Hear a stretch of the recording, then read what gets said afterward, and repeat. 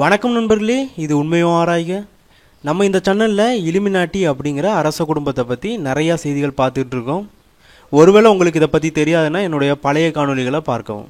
இந்த காணொலியில் நம்ம எதை பற்றி பார்க்க போகிறோம்னா ஆதார் அட்டையை பற்றி பார்க்க போகிறோம். நம்ம சேனலில் விழிப்புணர்வு அளிக்க முயற்சி பண்ணுற விடயங்கள் எல்லாமே புரிய வைக்கிறதுக்கு மிக கடினமானவை. பக்கத்து அரசோ அல்லது ஒரு தீவிரவாதி அமைப்போ நம்ம நாட்டு மக்களை அழிக்க முயற்சி பண்ணுது, நம்மளுடைய தகவல்களை திருடிக்குது அப்படின்னு சொன்னால் அது புரிஞ்சுக்கிறதுக்கு எளிதானவை.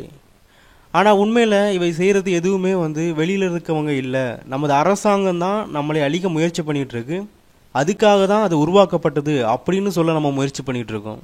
இதை புரிய வைக்கிறது அவ்வளோ எளிதானது இல்லை, நம்ம புரிஞ்சுக்கிறதும் அவ்வளோ எளிதானது இல்லை. நம்ம நாட்டு அரசாங்கம் மட்டுமல்ல, எல்லா நாட்டு அரசாங்கங்களும் தங்களது மக்களை அழிக்க முயற்சி பண்ணிக்கிட்டு இருக்கு. அவங்ககிட்ட இருந்து மூலதனத்தை பறிக்க முயற்சி பண்ணிட்டு இருக்கு, அவங்களை முழுக்க அடிமைப்படுத்த முயற்சி செய்து கொண்டிருக்குது. இந்திய அரசாங்கம் நம்மளை அடிமைப்படுத்துவதற்காக எப்படி இலுமினாட்டிகளால் உருவாக்கப்பட்டது அப்படிங்கிறத இந்திய அரசின் சுதந்திர போராட்டம் ஒரு நகைச்சுவை அப்படிங்கிற ஒரு காணொலியில் நான் சொல்லியிருக்கிறேன். கீழே டிஸ்கிரிப்ஷன்லையும் அதோட லிங்க் கொடுத்துருக்கிறேன், அதை நீங்கள் பார்க்கலாம். இனி ஆதார் கார்டை பற்றி பேசினா உங்களுக்கு புரியும் அப்படின்னு நம்புகிறேன். ஆதார் கார்டின் வழியாக நமது கண் மற்றும் கைரேகைகளின் பதிவுகளை நம்ம வழங்கியிருக்கிறோம். பல வழிகளில் இந்த ஆதார் அடையாள அட்டையால் நமக்கு ஆபத்து ஏற்படுது. முதல்ல அது தனியார் நிறுவனங்களால் ஏற்படுது. தனியார் நிறுவனங்கள் தான் ஆதார் அட்டைக்கான தகவல்களை சேகரிச்சது, அதை அது மற்ற நிறுவனங்களுக்கு விற்பனை செய்யுது. அதை அவை வணிக நோக்கத்திற்காக பயன்படுத்துகின்றன. அடுத்ததாக பார்த்தீங்கன்னா நம்ம அரசாங்கம் எப்போதுமே குற்றவாளிகளுடைய கைரேகையும் அவங்களே பற்றிய தகவல்களையும் தான் அரசு சேமித்து வச்சிருக்கும். ஆனால் இப்போ எல்லாருடைய தகவல்களையும் சேமித்து வைத்துக்கொள்ளுது. இங்கே மட்டும் இதே நிலையில் அமெரிக்காவிலையும் ஸ்னோடன் அப்படிங்கிறவர் இதை கண்டுபிடிச்சாரு. அதாவது என்னன்னா, எதிரி நாடுன்னு சொல்லப்படுற ரஷ்யாவை கண்காணிப்பதை விட அமெரிக்கா அமெரிக்க மக்களை அதிகமாக கண்காணிச்சதை அவர் தெரிஞ்சுக்கிட்டாரு. அவர் அங்கேருந்து வெளியேறி அதை பற்றிய தகவல்களை வெளியிட்டிருக்கிறாரு. அவரை பற்றி ஸ்னோடன் அப்படின்னு ஒரு திரைப்படமும் எடுத்திருக்காங்க. உங்களால் முடியும்னா அந்த திரைப்படத்தை பாருங்கள். அதோடு அரசு யாரையாவது ஒழிச்சு கட்டணும்னு நினச்சா இந்த கைரேகையை பயன்படுத்தி அவனை ஒழிச்சு கட்ட முடியும். அதாவது போலியான கைரேகையை உருவாக்கி இவன் தான் இந்த குற்றத்திற்கு காரணம் அப்படின்னு ஒருத்தர் கேள்வி கேட்க முடியாத அளவுக்கு சிறையில் அடைக்கவோ எதுவும் செய்யவோ எந்த பிரச்சனையில் மாட்டிவிடவோ அரசினால் முடியும். பழைய காணொலிகளில் நான் சொன்ன மாதிரி தான், ஒருத்தனை பற்றி முழுமையான தகவல்கள் ஒருவனுக்கு தெரிஞ்சால் அவனால் அவனை கட்டுப்படுத்த முடியும், அவனை ஆள முடியும். அதற்காக தான் இவை எல்லாமே செய்யப்படுது. இதை எப்படி கொண்டு வந்தாங்கன்னு கொஞ்சம் பாருங்களேன். தொடக்கத்தில் இது சும்மா ஒரு அடையாள அட்டை, இதையும் நீங்கள் மற்ற வீட்டிற்கு மாற்றாக பயன்படுத்திக்கலாம், வேணும்னா எடுங்க, வேணாண்டா வேண்டாம் அப்படின்னு கொண்டு வந்தாங்க. அதுக்கப்புறம் பார்த்தீங்கன்னா கொஞ்சம் கொஞ்சமாக ஒவ்வொரு துறைகள்லையும் மானியம் வேணுமா, உன்கிட்ட ஆதார் கார்டு இருக்கணும், நீ 100 நாள் வேலை திட்டத்துக்கு போகணுமா, உன்கிட்ட ஆதார் கார்டு இருக்கணும், பள்ளிக்கு போறியா ஆதார் கார்டு வேணும், சிம் கார்டு வாங்குறியா ஆதார் கார்டு வேணும், வங்கி கணக்கு ஆரம்பிக்கிறியா ஆதார் கார்டு வேணும். இப்படி எல்லாத்துலேயும் ஆதார் கார்டை அரசு கொண்டு வந்துருச்சு.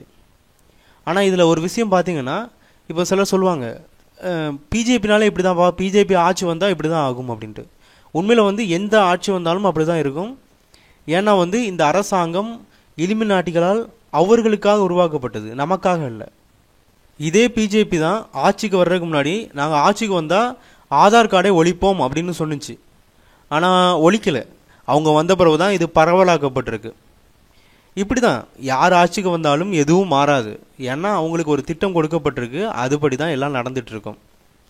ஆதார் அட்டையை பரவலாக்குறதுக்கு நீதிமன்றம் இடைக்கால தடை விதிச்சிருக்கு. ஆனால் அதெல்லாம் அரசு கேட்கவே இல்லை, அது பாட்டுக்கு செஞ்சிட்ருக்கு எல்லாத்தையும். அதோடு நீங்கள் ஒருவேளை இதில் மக்களுக்கு சார்பாக தீர்ப்பு வரும்னு நினச்சிங்கன்னா அது தப்பு, நிச்சயமாக வராது. எந்த நீதிபதியுமே உண்மையானவர்களாக இருக்க மாட்டாங்க.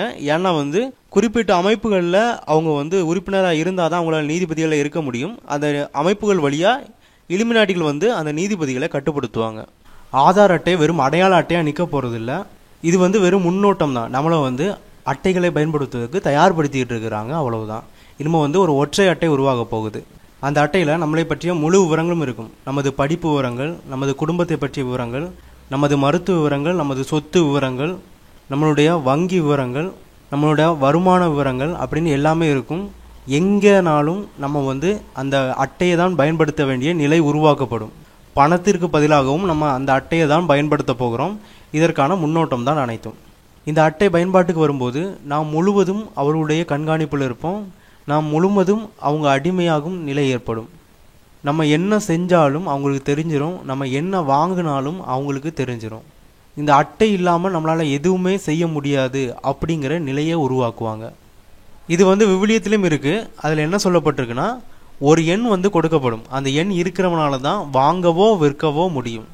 இது கடைசி காலத்தில் நடக்கும் அப்படின்னு சொல்லப்பட்டிருக்கு. அது நடந்துக்கிட்டும் இருக்குது.